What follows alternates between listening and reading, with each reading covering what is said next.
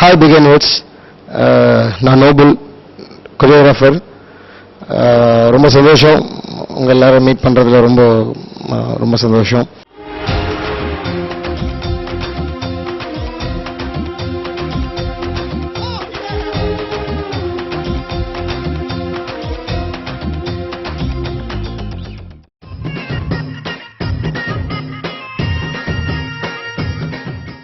நான் சினிமாவில் பிரபுதேவா மாஸ்டர்கிட்ட, ராஜசுந்தரம் மாஸ்டர்கிட்ட அவங்ககிட்ட 11 இயர்ஸாக இருந்து இப்போ நான் டான்ஸ் மாஸ்டராக பண்ணிகிட்ருக்கேன். 92லேருந்து 91லேருந்து நாங்கள் சினிமாவில் பண்ணிகிட்ருக்கோம். என்னுடைய ஆரம்ப காலம் பார்த்திங்கன்னா, நான் விவேகானந்தா காலேஜில் முடித்தேன். என்னோடய காலேஜ் 90ல். என்னோடய கேரியர் ஸ்கூல்ஸ் எல்லாம் பார்த்திங்கன்னா சென்ட் பால்ஸ், புருஷோக்கம், ILM அப்படி படித்தோம். பேசிக்காக என்னோடய ஃபேமிலி வந்து மெடிக்கல் ஃபேமிலி. என்னோட அப்பா வந்து ஒரு ஐ டாக்டர், என்னோட அம்மா நர்ஸு, அக்கா டாக்டராக இருக்காங்க. பட் நான் ஒரு ஜாலியாக ஹாபியாக இந்த டான்ஸ் வந்து 85ல் அந்த மாதிரி ஜாக்சனை பார்த்து நாங்கள் ஆட ஆரம்பித்தோம். கேசட் போட்டு அப்படியே ப்ராக்டிஸ் பண்ணி விளையாட்டாக பண்ண ஆரம்பித்தது. அது அப்படியே கொஞ்சம் கொஞ்சமாக இன்டர் ஸ்கூல் காம்படிஷன், அப்புறம் சின்ன சின்ன ஸ்டேஜ் ஷோஸு அதெல்லாம் பண்ணி காலேஜ் வரும்போது இன்டர் காலேஜ் காம்படிஷன், அப்புறம் பெரிய பெரிய கிரேட் ஷோஸு, பெரிய இன்டர் காலேஜில் இருக்கிற எல்லா ஆக்டிவிட்டீஸ் எல்லாம் பார்ட்டிசிபேட் பண்ணி அப்படியே விளையாட்டாக அப்படியே வந்துட்டு இருந்தோம். அப்புறம் ஒரு நாள் என் கூட இருந்த என் காலேஜ் பையன் வந்து திடீர்னு சினிமாவில் டான்ஸராக ஜாயின் பண்ணார். காலேஜ் முடித்த டைமு 90ல் முடித்தேன். அப்போ வந்து ரொம்ப ஹாப்பியாக, வா ஜாலியாக போய் பண்ணலாண்டா, ஒரு 2 இயர்ஸ் பண்ணிட்டு நம்ம வந்துடலாம் அப்படின்னாரு. சரின்னு சொல்லிட்டு நானும் நல்லா பண்ணிட்டோம் டான்ஸை. இதை அப்படியே விட்டுற மனசு இல்லாமல் டான்ஸ் மேலே இருக்கிற ஓவர் லவ்னால இதை ஒரு ஜாலியாக வந்தோம். இந்த ஹாலில் தான் ரிஹர்சல் வச்சாங்க எங்களுடைய அசோசியேஷன். இதே ஹாலில் தான் நாங்கள் ஆடி காமிச்சு நான் லாரன்ஸ் மாஸ்டர் எல்லாம் ஒரே நாள் செலக்ட் ஆனோம். அது ரொம்ப மறக்க முடியாத ஒரு இன்சிடென்ட். இதே இடம் தான். கிளாப் எல்லாம் கூட பண்ணாங்க. அந்த அளவுக்கு நான் ஒரு பியூர் பிரேக் டான்சர். எனக்கு ஃபோக்கு கிளாசிக்கல்லாம் தெரியாது. ஆனால் அதுக்கப்புறம் தான் அதை நான் கற்றுக்க ஆரம்பித்தேன். அது ஒரு ஹாபியாக போயிட்டு இருந்தது. அப்போ ஒரு நாள் ஒரு 1 இயர் அப்படியே போயிட்டு இருந்தப்போ பிரபுதேவா மாஸ்டரோட கண்ணில் பட்டோம். அவர் ஒரு படத்தில் உழைப்பாளின்ற படம், ரஜினி சார் படம், அதில் அவர் வந்து நிறைய 50 பாய்ஸோ 40 பாய்ஸோ அதில். அப்போ போகும்போது மாஸ்டர் வந்து ஒரு பெரிய லென்த் மூமெண்ட் கம்போஸ் பண்ணார். கம்போஸ் பண்ணிட்டு எல்லாரும் ஆட வச்சு பார்க்கும்போது நிறைய பேர் மிஸ் பண்ணிகிட்டே இருந்தாங்க. ஒரு 8 பேர் செலக்ட் பண்ணார். அந்த 8 பேரில் நானும் ஒருத்தன். அன்னையிலேருந்து தான் என்னோட கரெக்டான கரியர் ஸ்டார்ட் ஆச்சு. அதுக்கு முன்னாடி அங்கங்கே எல்லா மாஸ்டர்ட்டையும் பண்ணிட்டு இருந்தேன். அதுக்கப்புறம் பிரபு மாஸ்டர் அப்படியே பெர்மனெண்ட்டாக அங்கேயே பண்ண ஆரம்பிச்சிட்டேன். அதுக்கப்புறம் அங்கேருந்து Prabhudeva master, Rajasundaram master, Sundaram master, அப்படியே அது தொடர்ந்து எல்லா பாட்டுகளும் எல்லா படங்களும் அவர் ஹீரோவாக அவரோட கூட எல்லாம் பண்ணி 11 இயர்ஸ் பாய்ஸ் படம் வரைக்கும் நாங்கள் பண்ணேன். அது வரைக்கும் நான் அசிஸ்டண்ட், அங்கே டான்ஸராக இருந்து அங்கேயே அசிஸ்டண்டாக ஆகி ராஜி மாஸ்டருக்கும் பிரபு மாஸ்டருக்கும் அசிஸ்டண்டாக பண்ணி அப்படியே கொஞ்சம் கொஞ்சமாக இதுவாகிட்டு 2004ல் நான் டான்ஸ் மாஸ்டராக ஸ்டார்ட் பண்ணேன் என்னோட கேரியரை. அப்புறம் அங்கேருந்து நான் இப்போ தமிழ், தெலுங்கு, கன்னடா, மலையாளம் எல்லாம் almost south language maximum cover பண்ணிக்கிட்டு இருக்கேன்.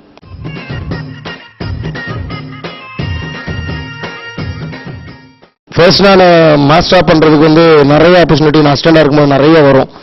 கூப்பிட்டுட்டே இருப்பாங்க, ஒரு மேனேஜராக வந்து கூப்பிடுவாங்க. நான் இன்ட்ரெஸ்ட் காட்டவே மாட்டேன். எனக்கு வந்து ரொம்ப ராஜு மாஸ்டர் ரொம்ப பிடிச்சிருந்தது. அவர்கிட்டே இருக்கணும்னு ஆசை. ஆனால் நிறைய பேர் எனக்கு கூப்பிட்டுட்டே இருப்பாங்க. ஆனால் ஒரு சரி அப்புறம் பார்க்கலாம் இருக்கும். அதில் ரொம்ப அதிகமாக என்னை கூப்பிட்டது வந்து Chaudhary sir, RB Chaudhary sir தான். என்னை ரெகுலராக வந்து அவங்களுடைய மேனேஜர்ஸ், எக்ஸிக்யூட்டிவ்லாம் வந்து என்னை கூப்பிட்டே இருப்பாங்க. நீ எப்போ போகிறப்பா சீக்கிரம் சொல்லு அப்படின்னு சொல்லிட்டு சார் தான் நான் ரொம்ப என்னை நிறைய இடத்துல பார்த்துருப்பாரு. நிறைய படத்துங்களில் நிறைய அசிஸ்டண்டாக பண்ணுறதெல்லாம் பார்த்துருக்காரு. அவருடைய சன் படம் கூட, ஜீவாவோட ஃபர்ஸ்ட் படம்லாம் கூட நான் அசிஸ்டண்ட்டு ராஜசுந்தரம் மாஸ்டருக்கு. ஸோ அதெல்லாம் பார்த்துட்டு நீ எப்போ வரான்னு சொல்லு, நான் பண்ணுவேன்னு. நான் பண்ணவே மாட்டேன், இப்படியே இருந்தேன். அப்புறம் ஒரு தெலுங்கு படம் பண்ணும்போது, அவரோட படம் சூப்பர் குட் ஃபிலிம்ஸோட பண்ணும்போது, அதே படத்தில் அந்த டேரக்டர் வந்து என்னோட ஃபேன். அவர் அற்புதன் ஒரு டேரக்டர், தமிழில் கூட அற்புதம்னு ஒரு படம் பண்ணார் லாரன்ஸ் மாஸ்டர் வச்சு. அந்த டேரக்டர் தான் அவர் வந்து, நான் உங்களோட ஃபேனு, நீங்கள் டான்ஸராக இருக்கும்போதுல உங்களோட ஃபேனு, நீங்கள் ஆரம்பிக்க மாட்டேன்றீங்க, இன்னும் எத்தனை நாளைக்கு இருக்க போகிறீங்கன்னு சொல்லி என்னை பற்றி அவர் ரொம்ப மோட்டிவேட் பண்ணார். அப்புறம் அதே படத்தில் நான் டான்ஸ் மாஸ்டர் ஆரம்பித்தேன். Love Today, Telugu Love Today Udayakiran ஹீரோவாக பண்ணார். அவரோட படம் தான் என்னோட ஃபர்ஸ்ட் சாங்கு. அதுக்கப்புறம் அப்படியே கன்னியூ ஆகிட்டே இருந்தது. தமிழில் நான் வந்து நிறைய பேர் கூப்பிடுவாங்க, நான் பண்ண மாட்டேன். அப்படியே இருந்து எனக்கு ரொம்ப ஆசை. ஏன்னா விஜய் சார் எனக்கு ரொம்ப நல்ல ஃப்ரெண்டு. நிறைய பாட்டு அவருக்கு அசிஸ்டண்டாக பண்ணியிருக்கேன். ஸோ எனக்கு விஜய் சார்கிட்ட தான் முதல்லாம் பண்ணணும் அப்படின்னு என்னோட ஆசை. அது விஜய் சார்கிட்ட போய் நான் இந்த மாதிரி ஆயிட்டேன் சார் அப்படின்னு உடனே என்னை கூப்பிட்டு அந்த படம் அப்போ தான் மதுரை அப்படின்ற படம் ஸ்டார்ட் ஆயிருந்தது. அதில் பம்பர கண்ணு பச்சை மிளகான்னு ஒரு பாட்டு. அந்த பாட்டை என்னை கூப்பிட்டு உடனே அந்த பாட்டை கொடுத்தாரு. அதான் எனக்கு தமிழில் ஃபர்ஸ்ட் பாட்டு. அது வரைக்கும் நான் தெலுங்குல ஒரு 20-30 பாட்டு பண்ணிட்டேன் அதுக்குள்ளே மாஸ்டராகவே. ஆனால் தமிழில் நான் ஆப்பர்ச்சுனிட்டி வரும்போதெல்லாம் நான் பண்ணவே மாட்டேன். ஏன்னா பெரிய ஹீரோ கூட பண்ணணும்னு ஆசை. ஸோ அது எனக்கு விஜய் சாரால் நிறைவேறிச்சு. God's grace. அதுக்கப்புறம் தொடர்ந்து எல்லாம் கண்டினியூவாக பண்ணிட்டு இருக்கேன்.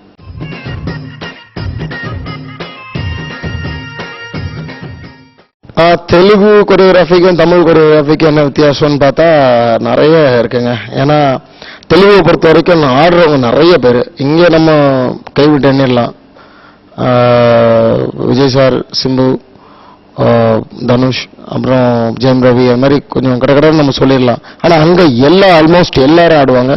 அது இல்லாமல் அங்கே பார்த்தீங்கன்னா நார்மலாக நீங்கள் வந்து எதுவும் கம்போஸ் பண்ணவே முடியாது. ரொம்ப ஆட்டம் ஜாஸ்தியாக இருக்கணும். ரொம்ப கஷ்டமான மூமெண்ட்ஸாக இருக்கணும். அவங்க வந்து ஹீரோ வந்து ஒரு சாங்லேயும் அங்கே இருக்க ஹீரோ என்ன நினைப்பாங்கன்னா, நான் ரொம்ப கஷ்டமான மூமெண்ட் பண்ணி இதை நான் பண்ணியிருக்கேன் அப்படின்னு நினைப்பாங்க. அதே மாதிரி லென்த்தி ஷாட்டு, ஒரு பீஜம் ஒரே ஷாட்டில் பண்ணணும் அப்படின்ற மாதிரி அவங்களுக்கு ஒரு எண்ணம் இருக்குது. அது கண்டிப்பாக பண்ண வைப்பாங்க. அதே மாதிரி each and every song they want to prove them self. பண்ணிகிட்டே இருக்கணும். அவங்களுக்கு கஷ்டமானது பண்ணி ரொம்ப கிரிட்டிக்கலான மூமெண்ட் நான் பண்ணிட்டேன் அப்படின்ற ப்ரூவ் பண்ணுன்றது ஒரு ஹீரோக்கும் ஒரு படத்துலேயும் அந்த ஆசை உண்டு. ஸோ அதுக்கேற்ற மாதிரி நம்ம டான்ஸ் மாஸ்டர்ஸ் அங்கே போய் அப்படி தான் பண்ணுவோம் நாங்கள். தமிழ் பார்த்தீங்கன்னா எவ்வளோ ஆடணும்னு ஒரு ஸ்கேல் வச்சுருப்போம். தமிழை பொறுத்த வரைக்கும் ஒரு மீட்டர் இருக்கும். அந்த மீட்டரில் தான் நம்ம பண்ண முடியும். ஈவன் விஜய் சாரே இருந்தால் கூட நிறைய வந்து நகாஸ்க்கு, சின்ன சின்ன எக்ஸ்பிரஷன்ஸ்க்கு, நாட்டினஸ்ஸு, எல்லாத்துலேயும் விஜய் சார் ஆட மாட்டார். எல்லா இதுலேயும் பண்ண மாட்டார். இங்கே நம்மளுக்கு அது நம்மளோட ஃபார்முலா அதுதான். எல்லாத்துலேயும் நம்ம ஆட்டம் இருக்காது. ஆட்டம் வந்து ரொம்ப கம்மியாக இருக்கும். எங்கே தேவையோ அங்கே ஆடுவோம். மிச்ச இடத்துல வந்து நிறைய எக்ஸ்பிரஷன்ஸு, நிறைய குட்டி குட்டி ட்ராமாஸு, சாங்குள்ளேயே குட்டி குட்டி ஸ்டோரிஸு, நல்ல நாட்டியான திங்ஸு, காமெடி, இப்படி எல்லாம் மிக்ஸ் பண்ணி நம்ம தமிழில் பண்ணுவாங்க. தமிழில் வந்து ஆட்டம்ன்றது வந்து ரொம்ப பெரிய இம்பார்ட்டன்ஸ் இருக்காது, இருக்கும். ஆனால் எல்லாம் கலந்து பண்ணணும் அப்படின்றது அது எங்கள் ராஜு மாஸ்டரோட பேட்டர்ன். அது இப்போ நிறைய பேரும் அது மாதிரி பண்ணுறாங்க.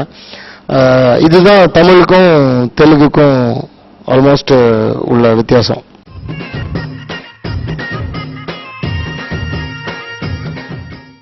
தெலுங்கு டாப் ஹீரோஸ் பார்த்தீங்கன்னா ஜூனியர் என்டிஆர், அப்புறம் Venkatesh, Nagarjuna, Balakrishna sir, Nagarjuna sir, Venkatesh sir, அப்புறம் சிரஞ்சீவி சார், பன்னி சார், சிரஞ்சீவி சாரோட சன் வந்து ராம் சரண் தேஜ் அவர், அப்புறம் அங்கே இருக்கிற ஆல்மோஸ்ட் எல்லா பெரிய ஹீரோக்களோட நிறைய ஹீரோக்களோட நான் பண்ணியிருக்கேன்.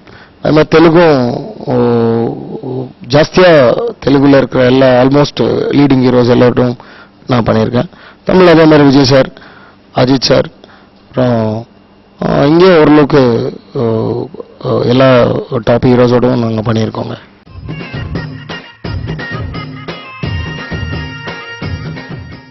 தெலுங்குல வந்து ரிலேஷன் வைஸ் வந்து ஜாஸ்தி. பாலகிருஷ்ணா சார் வந்து சித்தப்பான, ஜூனியர் என்டிஆர் வந்து அவரோட அண்ணன் பையன். ரெண்டு பேருமே இழைச்சவங்க கிடையாது. ஜூனியர் என்டிஆர் பற்றி நான் சொல்ல தேவையில்ல. அவரது ட்ரெமெண்டஸ் டான்சர், ஆசம் டான்சர் அவர். அவருக்கு அடுத்து இவரை பார்த்தீங்கன்னா அவர் என்ன ஆடுறாரோ அதே அளவுக்கு நீ போட்டால் கூட நீங்கள் போடுங்க, நான் மூமெண்ட் பண்ணுவேன்னு. அந்த அளவுக்கு ஒரு எப்படி சொல்கிறது, ஒரு வெறி அவருக்குள்ள உண்டு. பாலகிருஷ்ணா சார் வந்து ஏஜ் அதெல்லாம் வந்து அங்கே தெலுங்கு சினிமாவை பொறுத்த வரைக்கும் ஏஜ்ன்றது ஒரு நம்பர் தான். அங்கே யாரும் ஏஜ் பெருசாகவே மைண்டில் வச்சுக்க மாட்டாங்க. அவ்வளோ டெடிகேட்டட் ஆர்டிஸ்ட்டு, அவ்வளோ ரொம்ப வெறியாக பண்ணுவாங்க. என்ன மூமெண்ட் என்னால் பண்ண முடியும் அப்படின்னு சொல்லிட்டு ட்ரை பண்ணுவாங்க. ட்ரை பண்ணுறது மட்டும் இல்லை, அச்சீவ் பண்ணுவாங்க. அதே மாதிரி நாகார்ஜுனா சார் எப்பவுமே வந்து அவர் ரொம்ப கிரேஸ் மூமெண்ட்ஸாக ரொம்ப பண்ணுவார். பட் அவரோட சன் நாகச்சைத்தன்யா வந்து ரொம்ப ஹெவி மூமெண்ட்ஸ்லாம் பண்ணுவார். எவ்வளோ ஹெவி பண்ணாலும் அவர் தைரியமாக அது பண்ணிடுவார். சிரஞ்சீவி சார் பற்றி சொல்லவே தேவை. Chiranjeevi sir ultimate dancer. அவருடைய சன் அவரை விட அதிகமாக பண்ணுறாரு. அவர் இன்னும் பெட்டராக பண்ணுறாரு. அவரும் என்ன வேணா எந்த அளவுக்கு நம்ம போனாலும் அந்த அளவுக்கு அவர் ஸ்டெயின் எடுத்து பண்ணக்கூடிய டான்சர்ஸ். அடுத்து தெலுங்குல இப்போ ரீசெண்டாக பெரிய ஹிட்டான பாட்டு, இந்தியா அளவுக்கு பேசப்பட்ட பாட்டு வந்து இந்த ரிங்கரிங்கான்ற பாட்டு. தேவிஸ்ரீ பிரசாத் அவர்கள் அங்கே மியூசிக் போட்ட அந்த பாட்டு, அதில் என்னுடைய கொரியோகிராஃபி ரொம்ப பேசப்பட்டது. ஆல்மோஸ்ட் எல்லா தரப்புல இருந்தும் அதுக்கு ரொம்ப பாராட்டுகள் வந்தது. எனக்கு ரொம்ப ரொம்ப நல்ல பேர் வந்த பாட்டு. அது இல்லாமல் ஆல் ஓவர் இந்தியாவில் அந்த பாட்டை போட்டு எல்லா கெட் டுகெதர், எல்லா ஃபங்க்ஷன், எல்லா இதுலேயும் அந்த பாட்டை போட்டு அதில் நான் பண்ண மூமெண்ட்ஸ்லாம் பண்ண ரொம்ப ஃபேமஸான பாட்டு. அது இல்லாமல் ஐபிஎல் மேட்ச்சில் கூட 6 அடித்தாலும் சரி 4 அடித்தாலும் சரி அந்த பாட்டை தான் போடுவாங்க. அந்த அளவுக்கு அது எல்லாரையும் கிராப் பண்ண ஒரு பாட்டு. அந்த அளவுக்கு ஒரு நல்ல பெரிய பாட்டு அது. தேங்க் காட், நல்ல ஒரு பாட்டை கடவுள் எனக்கு கொடுத்தாரு. அதனால எனக்கு இன்னும் நிறைய ஆப்பர்ச்சுனிட்டிஸ் தெலுங்குல வந்தது. ஈவன் அதை பார்த்து தமிழில் கூட எனக்கு அந்த மாதிரி பாட்டுகள் நிறைய வந்தது. இப்போ தமிழ்லேயும் அந்த மாதிரி பாட்டுகள் நான் பண்ண ஆரம்பிச்சிட்டேன். ஆல்மோஸ்ட் 3 படத்தில் அந்த மாதிரி பாட்டுகள் பண்ணியிருக்கேன்.